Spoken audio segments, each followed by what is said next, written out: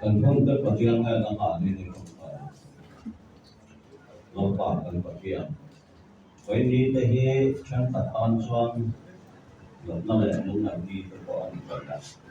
thì cái đó số không phải những cái ai số của nó cần cái này cũng rất khó tập mấy biến xiên sợ cả không phải là lo mong mình phải các bạn biến lo để cần cái này với các cần trong ram trong cái biến đầu thì đã đầu thì sẽ là trong cái đó thì sẽ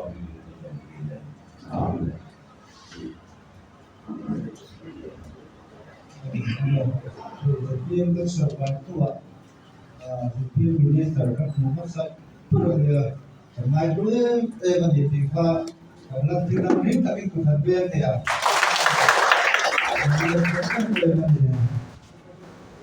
Cuma dia ini kan program apa tu lah nanti kan nanti itu dia kan minister Kumar di mana puluhan nanti apa ada loading serap jalan Kumin loading mai serap jalan jangan papal nanti perkara itu orang ada yang loading mai orang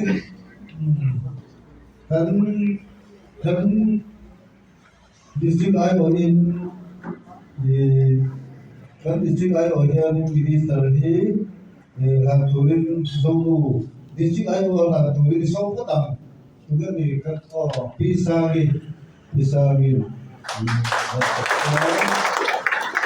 yang buah mulai west yang tu dengan sepurin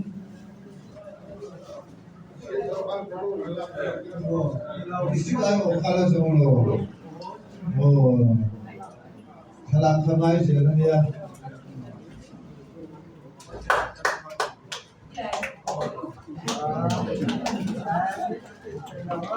Nhiều lắm sự.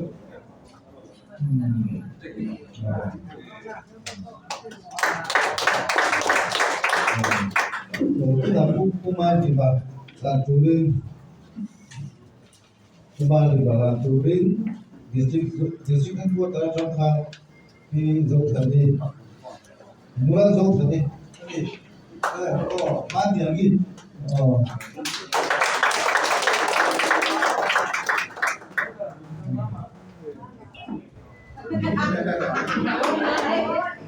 và các bây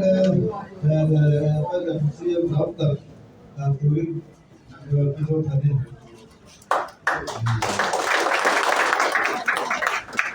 Khác thì số về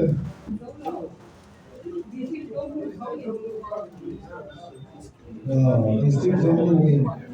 this là để cho gì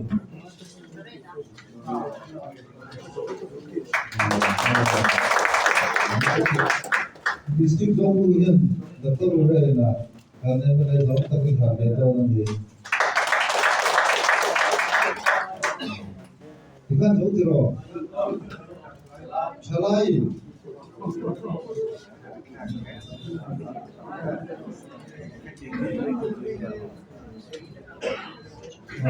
Salai district ngan tomo lo me ila chuan saya itu kira sama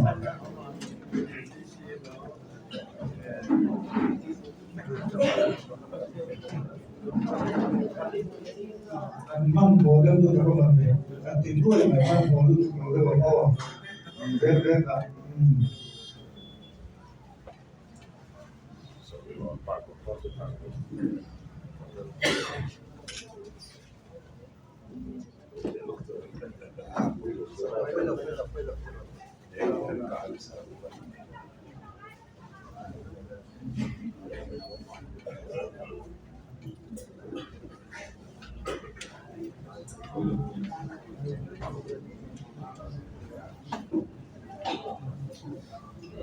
anh vừa xây xong trong trang khẩn là lại district headquarters là electric OB giống như hành tinh đều electric OB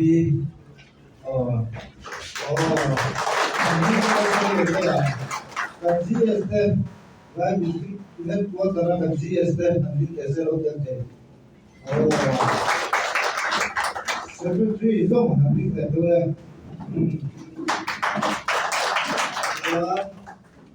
dấu đủ phơi đủ tên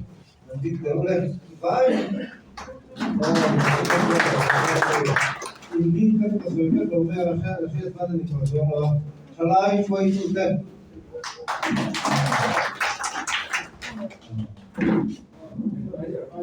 senior advisor xong bây giờ mình thu về cái consultant tên thì còn cái gì đó có thể rồi rồi security thì cái đó là rồi security họ rồi cái gì rồi có cái gì anh em có xây dựng sẽ là cái gì cũng không thể mà là cái DC này chung là cái mà loading station cũng cái block phôi tủ lúc tiền tên anh tiếp tục block phôi tủ unit president lúc tiền thì số hành tinh tôi là unit president anh senior dia di dalam tiền mua rồi lên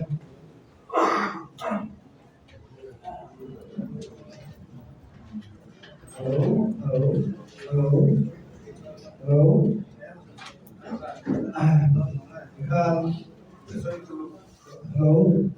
đại thể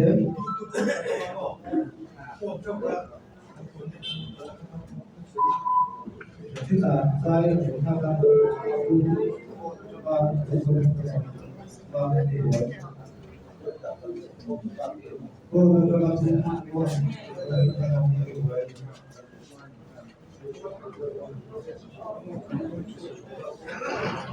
Hello, tôi chủ đi từ địa phương, minister văn số minister văn số của giải chủ đi, giải thì có giải cái văn số giải chủ đi, đó là lỗ đi, giải viên giải chỉ có đi, văn số mà.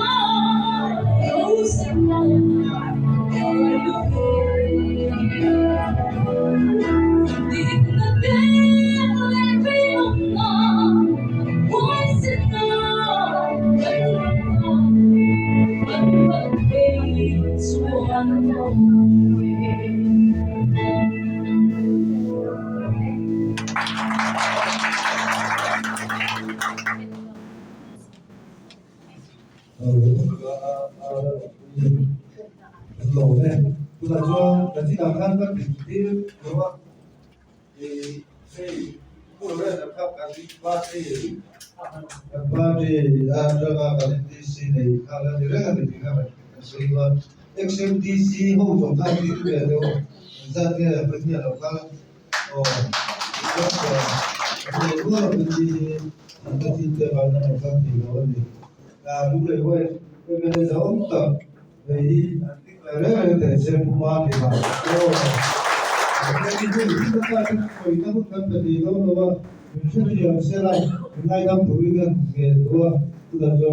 cho cái gì tập soi tuổi gần số anh đi tôi thằng pháp có mấy cái số họ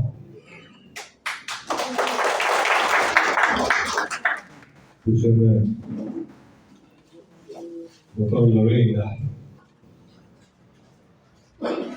CM advisor to CM in the two and deal in Puya, MLA in the West. The Lompagan district and home to te, and OP te, with an MDC, there are extemo up there. So the Lompang te, and July te, the destroy to te, alcohol zone, te, the sites by the books you are. Với các program chứ với biểu hiện không mà là công ạ với những số lệch thì các những số thì có là sao ạ biểu hiện căn lệ với những số khác đã có sẵn để được sáng lệ thì lắm lâu thì lâu cho người rất là nghe chứ là hiện qua rồi các bạn đa số là vì lệ đã thật về rồi chính số này tại này chúng ta xuân thuộc thăng anh ấy tôi khẩn xuân lại thái thì lúc bên chịu tổ thì các căn thể thì the chief minister cabinet meeting ni kita akan follow say habo kal thì đủ ra the boss say cái này follow mga po này thiện nó có trong hộp cồn lẽ thì nó hay quý thái lâu đấy ai xong thầy lâu đấy thế đầu tư vấn đề này hàng thì có một cái khúc mà vào sự thì hay xin con cái đi đâu phi sở tên đủ tên một thế nào hay có cái một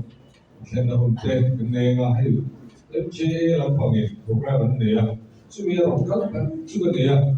các bạn tôi muốn sắp đầu xuân thì học sĩ rồi là cái là MJ program gần hai năm phần rồi tập biểu kiện với một tất cả sự thì tất cả các chuyện mình học thì trước cái là อันนี้เราก็เลขาเราดับตัวเราจีเต้ในส่วนเลขาเต้กับพี่สุดเราดับที่กุละที่สุดส่วนที่กับที่ไม่เราส่วนโปรแกรมวิ่งแบบกันโน้ตเสียตัวไอ้สัตว์เราต้องตัวกับส่วนมีเสียที่ไม่พอมาโน่นนี่เลยกับเวลาลงไปพร้อมกันแล้วเขียนเช่นโปรแกรมมีการคุยบอกว่าพายสิ่งตัวเราดีนะบอกว่าสิ่งเราพาส่วนมีการคุยบอกคุยทำกันดูไปด้วยว่าเฮ้สงการนั้นก็นั่งทำเดือดร้อนเลยอ่ะก็ต้องการก็ว่าพวกผู้ล่าถ้าเราสู้เราไม่เกิดเสียก็เราสร้างบ้าเวลาเราให้ดูดีอ่ะก็ต้องสิ่งการสู้ว่าตัวห้องคุยกันเราคุยกันก็ตอนทัดใหม่เราสร้างอ่ะกันลงเชื่อสันติแบบนี้เช่นไอ้คนนอนจู่จะเปลี่ยนลงเชื่อเจออันนี้อ่ะอันนี้เนี่ยกับเพลงกันกันละแต่ถ้าทุ่มเวลาจะรีบถึงจะพอกันอีกหัวเสียงส่วนกันไปเนี่ยกันที่ส่วนที่ส่วนที่นี่ finance minister คุยเด็กกองเสนอลาเด็กไม่เด็กกันทุ่มอันนี้อ่ะเดี๋ยวจะตัวนั้นเด็กไม่ได้ฟังกันสองคนทิ้งช่วงเราวันที่การกันเปลี่ยนกันไม่ได้แบบนั้นที่เราดูในกันที่เราจังจ้าละกันไปจ้างว่าสงการให้กันส่วนนี้ว่าประเทศเนี่ยทุกคนตัวเองมันส่งในที่เป็นไงเลยถ้าส่วนกันส่วนนี้ช่วงนั้นก็ได้ช่วงตัวนี้คนก็ช่วยละกันส่วนด้านนั้นเราที่ส่วนที่เกี่ยวกับนี่อย่างเช่นมองพูดกันในเรื่องนี้ที่สิ่งเดียวกันเอามาเราเองนั่นดิกันที่อาศัยตรงตะกุน good governance เด็กกันส่วนที่เป็นผู้สงการกันที่มีผู้สงการผู้เท่ากันเอามาอันนี้corruption ต้องมันสงการกันที่MLA พิจูประเทศนี้กันอีกที่มา corruption เนี่ยเราจะกับลิมโดนนี่ที่กันอีกที่มาเนี่ยดิ้งท่านที่กันลาคานจะเกี่ยวทางที่ต้องไปรำสักวันลาคานดิ้งมันจะเรียกลงนะvoice นั่นกันรำตากันที่สุดดิ้งนั่นเองเรียกลงนะ voice กันสงการตากันเอาได้อัตตากันสักทีเดียวกันอีกสองเรื่องอะไรสุดยอดสุดยอดตัวไหนยังไม่ได้สนกันนั่นนี่ตากันเอาทุกอย่างจู่ๆเราตีเด็กันมาเราจู่เซ็ตเปลี่ยนส่วนเสียกันเนี่ยกันเอาบางที่สุดเนี่ยดูกันนี่กันที่เราตัวไหนยังที่ตั้งตากเซ็ตเปลี่ยนพาร์ตี้เมมเบอร์กันว่าอย่างกันไม่นี่อารมณ์ก็ดีอีกลมโซ่corruption ลมโซ่เด็กด่านดิบโลกเนี่ยที่โซ่อินโน่ที่กันองเลี้ยงเลยอารมณ์ก็ดีส่งเสียงเรากันดินชั้นกันส่วนสกการที่อันนี้ตัวเรากันนี่เรากันเชี่ยวเราที่ตัวเราเรื่องดินคนเราไม่ได้ที่ตัวที่เทียนส่วนดินคนเราไม่ไปที่ตัวเทียนคนส่วนประเทศเนี่ยมีคุยที่ที่ตัวด่าสักว่าตัวดินเนี่ยกันดินเนี่ย ruling party kan dia हमारा ruling party में तातू neutral हम ताकि है कि माने base signal निकालना बिल्कुल ना बेस सिग्नल नहीं बात सरकार kan ni kan सरकार ने तो करने ना मिन सोईदा करने ना हम ठीक तो हमारा ruling party कल दाना लोगों ने kan dia ini हुई कल होगा party में तेरा तेरे जो हम कल नहीं ये kan सरकार ही 앞에 조금은 안에로 조금 보통이 두편주한 이게 좀 정글로 이 가차로 저와 아마로 주 속가도 잔드주한 이게 뭐 하는 그 상태인데 하나하나 되고 하는 수업 되는데 왜냐 좀 맞춰가는 수업 아마로 저로 수업가 다 보이 성격으로 배도 해주한 미니스터 해주 이 베이스로 끝나버리고 준비 이런 걸 보조 미니스터 그냥 보고는 그냥 부장 그냥 간장 된 보이스 따라고 생각와 난가서 팀 답답하러 놓고 그때는 이 덕분에 tại hiện cái chuyện thì là cái chuyện tại hiện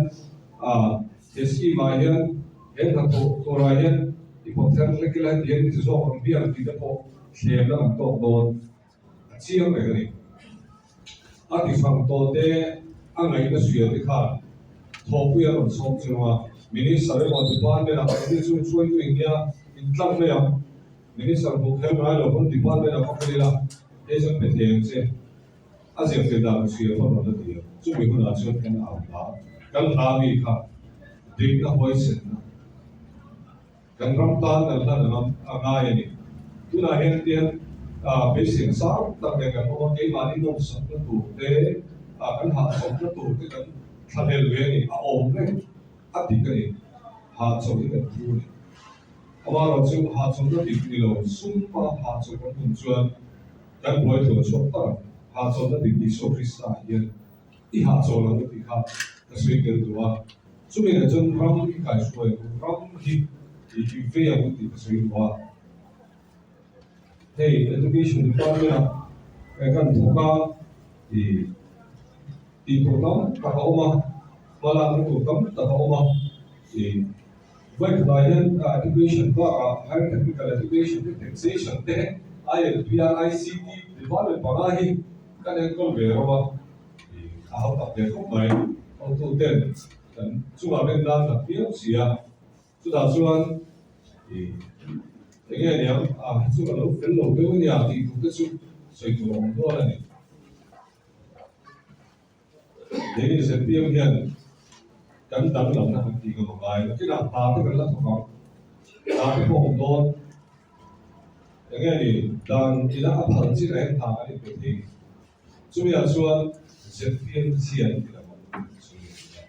sẽ tiêm cho người ta cắn đũa hay cắn đông bây giờ là cái này hay là học tập mấy chú mấy tập sổ của RCC công xiềng của nó là đây có lại mấy tập sổ thì có riêng là xiềng ha thế thì bây giờ ai dùng nó chủ kia sẽ tiêm cái chuẩn thì cắn quay sang này tập phá của cái gì cái lần đi rồi cắn bể cái sai này sẽ tiêm xiềng xuyên cái lại của cái thiên gia là học sáng cả cái chú hỏi cho thế này là ruling biar kan itu, lokal East dan lokal West pun di ini West adalah kecil lokal lah, di ini ruling lokal yang pun ruling kan ya, ruling di lesa kan di nanti kan don kan di tidak kira susu di tak apa kan pun, setiap nasi macam di kasih dua, beda pun setiap siang setiap hari dia mani pun wisen terang saya semua terang kan saya hari kan siang ini itu nahu nasong tu pun jadi silo nasong lo pun lo pun tu pun mah amaran cuan jum lo na tu pun tu ini pun lam tu ini how lam tu pun ini pun saya ini deh ini how pun ini melihat ini bahagian làm đốc suy tu cái hậu hiện thì đêm mình làm việc mình hao một cũng là cho cái này không mà cái đêm lại có là thì họ cần đi hậu lên bao là cho chú quầy là thì suy là gắn chặt lâu lại cái hình đồ cảm con suy là gắn chặt lâu nay cái hình xuyên thiền con sắc là chúng mình nói cho hình đồ cảm là con suy là cái liếng mấy đầu in cái hình đồ cảm con thế là suy tu thế nó mà suy tu thế em lên cái con này mà Tiếng John cần suy tu thế câu làm lễ rồi minister hành phục thế mà qua cái suy tu phục thế mà cái tiền khách cái coi hiện thì in sự tu tóc ta cần nè ta chắc tu tóc ta cần nè qua cái nó không thể chứ mà cần hỗ tu thế thì cái khác chẳng thiếu một đồ nè thì ba cái là thì cái này social media có cái này có restricted đến đầu hoặc đến đầu cái số lượng restricted đến đầu đến đầu in hạ biển đến đầu tiên đến đầu hàng ngày như là thì là do mà đến hạ biển là hàng nơi sản xuất chúng nó còn ăn đến đầu của nên xong chúng mới là còn ăn thêm do alo biển là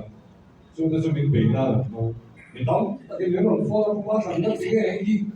để cần phun đất xuống chuyện này cái này nên chỉ là ai thì là cần chơi đi cái ai thì con hình sự anh mà đôi thì mình là bị đôi thì là con anh mà thu thì đó là xí là thì là đôi đó là thì trang trang à 就是opposition 后的党，跟 opposition 后，这党去程序这里，我把它配算比不一呢，सरकार office 安当住嗰邊安外安處理 opposition 後 VC 貼地單，佢大家好嘛，即係算比不一都講推廣到呢，但算你啲喺處理嘅咯，黑神到我哋啊，北到我哋講。dan unit soal itu ada dengan tiga, ya unit dan blok harus kenapa blok dan headquarters district headquarters dan kenapa sudah soal head headquarters demo minister demo, ini nanti soal beliau, soal headquarters apa, ini jangan demo minister demo, MLA demo soal apa, kan publicity demo soal apa, kan OB demo soal apa, soal ini itu tiga macam, cuma itu kita apailo cái này anh còn muốn là cái lỗ thì khi dia cái lỗ hết số cho kinh nghiệm tuần tu cho cái một bên cái còn cái tu giúp lỗ tu lên nên tất cả ông chân tu lên thì buồn xảy là ông bảo là ăn thịt lỗ mà để cho thịt hao ăn thịt lỗ mà cho thịt em thêm số cái này để cái thịt lỗ để cho nó hao sức rồi tiền cho cái hình viện tôi là ai thì lâu tu ra mình nổi quen thì cái này cái này chúng ta cần thử rồi cái này tiền nó khác anh liền cái thiên ba bị hủy ba bên sai khác bên corruption cái đầu tu cái này chúng mình về mà cái này là mình cònต้องsống trong cái này tiền nó khác thì các bạn sẽ thấy là hey college school chúng ta có cái sự đó thì anh hàng cái tôi làm một tháng thì cái này là school xong cái này có thì các vị ông ấy ta cho không tăng hiện cái số cao mình đây cái này thuê một lô hoa cái định thì này tu lâu chưa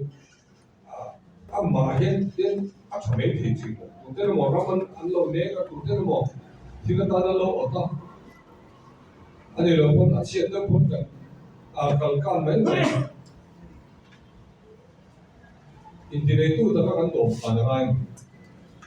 school chia các bộ cho thì nghề các chuyện thực tế có lao đến tiền unit thì là tiền các quỹ tiền thì nó đây tôi đã các chuyện hay có lao người ta anh này mình school thì anh sẽ lại các biết cái này opposition MLA cái này là khá cần biết là school thì chúng số ai có cái này ai tầm có cái này cái điều yêu chen mà có làm việc vui thế tiếng nghe anh phân thế tiếng nghe anh có làm việc vui thế school thì tiếng nghe anh này vẫn做thêm tiếng này xem của school cái này là tốt về tốt mà quay về thế này MOU thì cũng sai này là xuống thì school management committee à member cái này là member là member ruột cái kia member là cái là sang này cái trẻ mà chúng ta phải chuẩn bị cái gì cái đủ thằng không xí, cho nên cho school kan cái này quay về để NGO tên được NGO tên cái này có bao nhiêu các bạn thì school dự tính tụi tên VC tên cái này có har satan soya tụi cái số kiện tiền school chúng khác rồi mình đã khai school chúng khác phải tụi đây cái này cái này cái này ba là người sẽ cần tiền their action MLA fan in chúng ta thắc phục cái là action cái NGO tuổi một gần school hiện phía này là vậy SMC mình bảo phải tuổi thì theo cái là cố gắng đại học phía cái này nào tuổi thì theo cái là cái chi phí là bao nhiêu sẽ bao nhiêu theo cái một tu mà một là tu cái này thế là chúng tôi làm hiện school thì cái là thì theo cái thì chúng ta cần về người ta thì tổ chức cái tỷ lệ rồi school là tổ đó là tỷ lệ các tất cả cần vì này cái mà mình đi sang các khá là rồi chứ là mà sẽ anh ăn cần vì là cái chế nó cần phải sạch liền đó cần cái này cần tiêu là gì á cái này cho một là cái này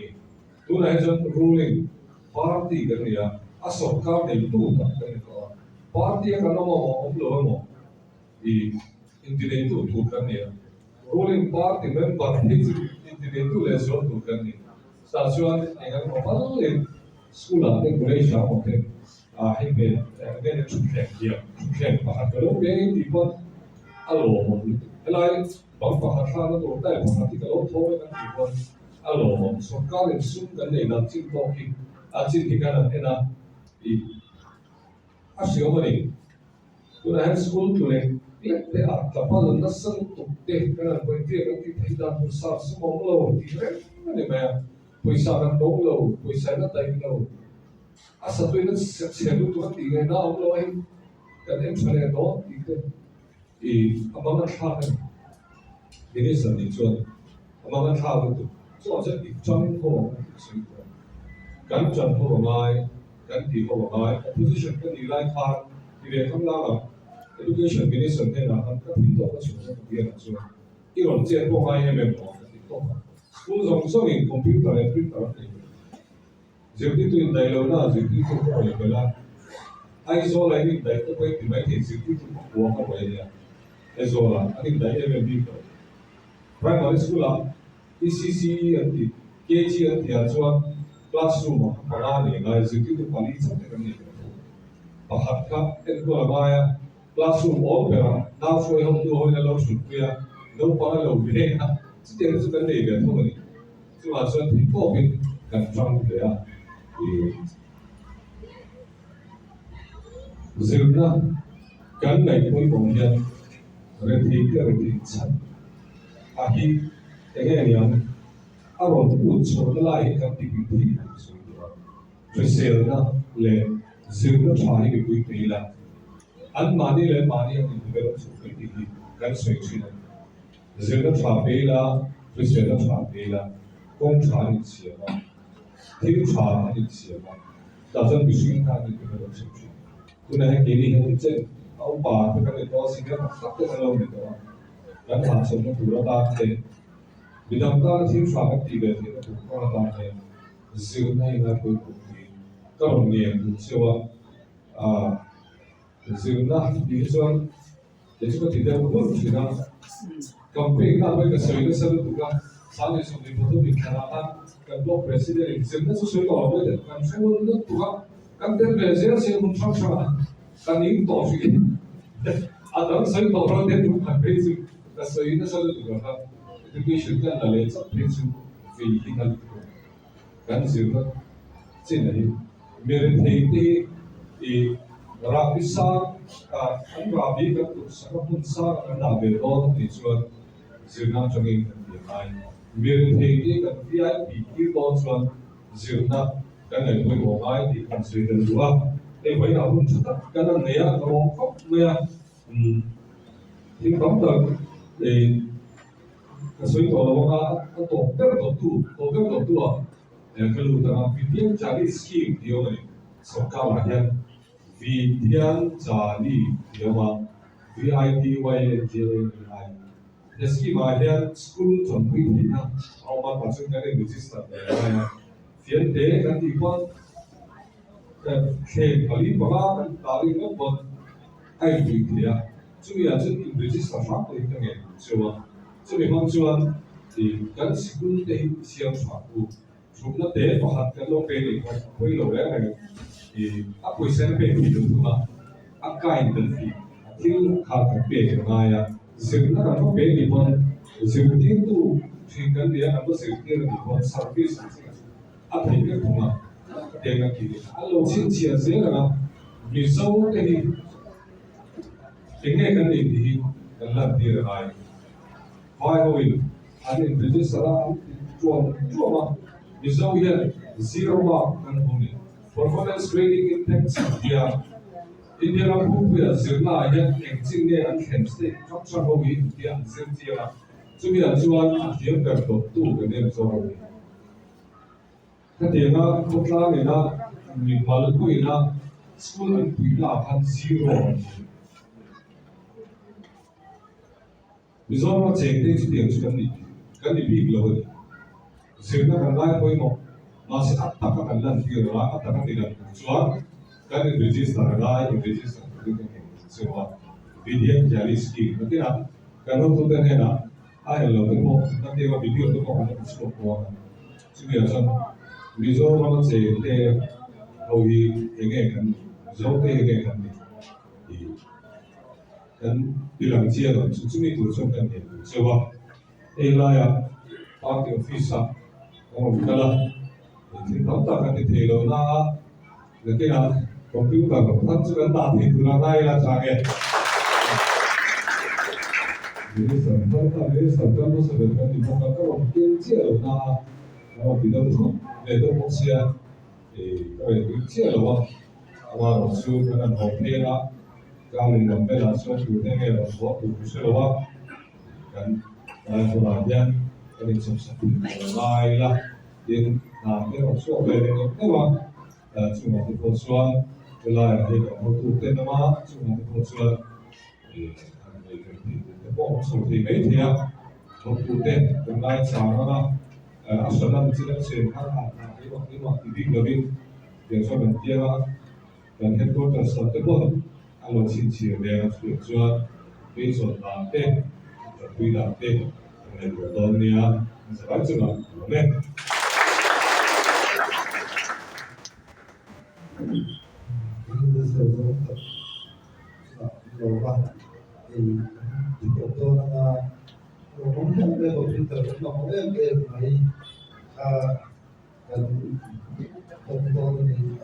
dikerjakan bahwa ini sekarang ini dikerjakan banyak di luar serta orang itu akan jauh lebih itu bisa dihidupan orang orang tak perlu kita berhenti tapi cuma atau kerja ya jadi kalau ada di mana belum juga ada satu orang kita juga belum juga ni apa bitnya kita harus sedekah mengawas jadi apa kalau orang lain itu kemudian kita ini jadi layar jadi layar dia nanti kedua itu jadi kalau orang ini dipakai pun nanti kalau error kan kita akan sudah kan di PSD nanti pokok-pokok nanti kita nanti kamu boleh saja di profesor untuk orang kita tentang sesuatu profesor jadi misal sekarang kita itu malah ada teknologi bikinan orang PS dosa puis del Department of Sociology professor al Frankie Department of Administration professor apa ini kita udah kerja sekarang dua ada yang ikut online orang ini ada cara di sesuatu dan nanti ini elektrisasi solar ada kok boleh pakai ini jadi itu semua online baik jadi ada banyak juga yang ini ada waktu kita semua mah kita kuasa tapi itu di dojo di sekolah tak ya efektif sebab itu di ada guna ada ketika kalau orang dijual dalam aja kan dia manfaat boleh pakai doa bapak manfaat itu boleh pakai ketika tak terpilih manfaatnya untuk ini sesuatu turin kalau turin itu lo fokusnya di pekerjaan itu nih librarian di desa di Jawa itu jauh habis tekad baik lokal akan itu harus dikontrolkan untuk hotel dan hotelnya ya itu kita perlu melakukan ini satu pengembangan itu serta turis nanti kami rujuk di kumar di mana jauh teman apa kan itu sedang karena itu usia terbulan usia sepuluh itu tadi dikali kan nanti tonton apa yang ada tidak sesuai dengan official function itu jadi itu langsung tertutup akan semua intinya itu saya jemput ini bahasa Melayu aktif juga dia boleh pada sama dan saya mấy tuần là không phải luôn.